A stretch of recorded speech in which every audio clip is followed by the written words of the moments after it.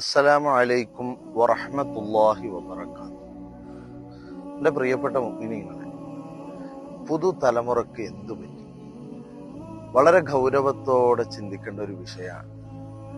പഴയ കാലത്ത് ഇല്ലാത്ത ഒരുപാട് പുതു സ്വഭാവങ്ങൾ ഇന്നത്തെ ന്യൂജൻ സമ്പ്രദായത്തിലൂടെ കടന്നു വരികയാണ്.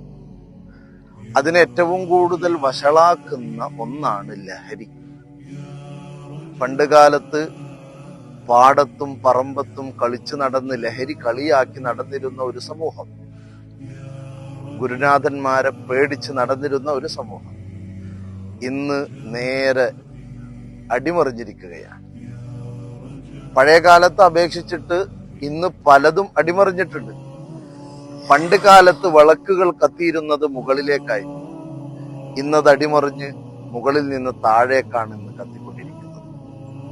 ഇങ്ങനെ ഓരോ കാര്യങ്ങൾ എടുത്താൽ മൊത്തത്തിൽ അടിമറിഞ്ഞുകൊണ്ടിരിക്കുകയാണ്.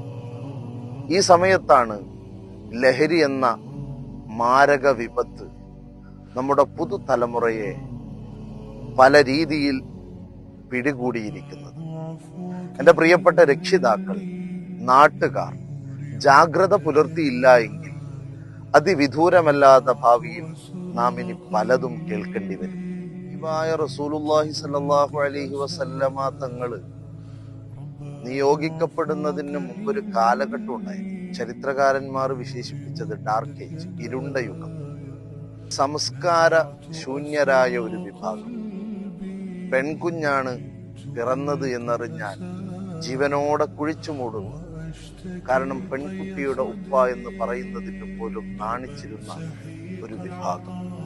അവരന്ന് ജീവിച്ചിരുന്നത് തന്നെ കള്ളിനും കൊള്ളക്കും കൊലക്കും വേണ്ടിയായി. ആ ഒരു കാലഘട്ടത്തെക്കാൾ അധപ്പതിച്ച ഒരു കാലഘട്ടം ഇല്ല എന്നായിരുന്നു ആ കാലത്തുള്ള ചരിത്രകാരന്മാർ വിശേഷിപ്പിച്ചിരുന്നത്. എന്നാൽ ഇന്ന് നമ്മുടെ ഈ കാലഘട്ടത്തിൽ നടന്നു വരുന്ന ഓരോ വിഷയങ്ങൾ നമ്മൾ അറിയുമ്പോൾ ആ ഡാർക്ക് ഏജ് എന്ന് പറയുന്ന സംസ്കാര ശൂന്യരായ വിഭാഗത്തിന്റെ കാലഘട്ടത്തിനേക്കാൾ അധപ്പതിച്ചു പോയോ എന്ന് ചിന്തിക്കേണ്ടിയിരിക്കുകയാണ്. കാരണം എന്തുമില്ലാതെ, ഒരു കാരണവുമില്ലാതെ ഉറ്റവരെയും ഉടയവരെയും കൊലപ്പെടുത്തുന്ന കാലഘട്ടം, കുറ്റമിത്രങ്ങളെ സഹപാഠികളെ കാര്യകാരണങ്ങളില്ലാതെ കൊലപ്പെടുത്തുന്ന കാലഘട്ടം. എന്ത് ചെയ്യും? പേടിയാണ് ഇന്ന് ജീവിക്കാൻ. ആരാണ്, എവിടെ നിന്നാണ്, എങ്ങനെയാണ്, എപ്പോഴാണ് സ്വഭാവ രൂപം മാറുന്നത് എന്ന് ഒരാൾക്കും പ്രെഡിക്റ്റ് ചെയ്യാൻ പറ്റാത്ത ഒരു കാലഘട്ടം. ഈ ഒരു അവസ്ഥയിൽ നിന്ന് പുതുതലമുറയെ രക്ഷപ്പെടുത്തുക എന്നുള്ളത് നമ്മുടെ ദൗത്യമാണ്. അതുകൊണ്ട് നാം ഓരോരുത്തരും ജാഗ്രത പുലർത്തണം ലഹരിക്കെതിരെ. ലഹരി എന്ന് പറയുന്ന മാരക വിപത്ത് നമ്മുടെ മക്കളെ പിടിപെട്ടുകൂടാ, നമ്മുടെ നാട്ടിലുള്ള ചെറുപ്പക്കാരെ പിടിപെട്ടുകൂടാ. അങ്ങനെ പിടിപെടാൻ നാം വിട്ടുകൊടുക്കരുത്. നാം ഓരോരുത്തരും ഒറ്റക്കെട്ടായി അതിനെതിരെ പ്രവർത്തിക്കണം. എങ്കിൽ മാത്രമേ ഈ ഒരു മഹാവിപത്തിൽ നിന്ന് നമുക്ക് നമ്മുടെ പുതുതലമുറയെ രക്ഷപ്പെടുത്താൻ സാധിക്കുകയുള്ളൂ. നമുക്കറിയാം, കൊറോണ എന്ന് പറയുന്ന മഹാമാരി ലോകത്തെ ഒന്നടങ്കം പിടിച്ചു കുലുക്കിയപ്പോ എല്ലാവരും ഒറ്റക്കെട്ടായി അതിനെ പ്രതിരോധിച്ചു. അതിനു വേണ്ട നിയമനിർദ്ദേശങ്ങൾ എന്തൊക്കെയാണോ അതൊക്കെയും അക്ഷരം പ്രതി അനുസരിച്ചു. ആ മഹാമാരിയിൽ നിന്ന് നമ്മുടെ നാടിനെയും നമ്മളെയും ഒക്കെയും എന്ത് ചെയ്തു?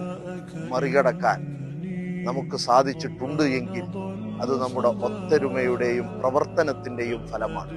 അതേ ഫലം നമ്മുടെ പ്രവർത്തനത്തിൽ ഈ ഒരു ലഹരി എന്ന മഹാവിപത്തിൽ നിന്ന് പുതുതലമുറയെ രക്ഷപ്പെടുത്താൻ, നമ്മുടെ നാടിനെ രക്ഷപ്പെടുത്താൻ നാം ഓരോരുത്തരും തയ്യാറാവണം.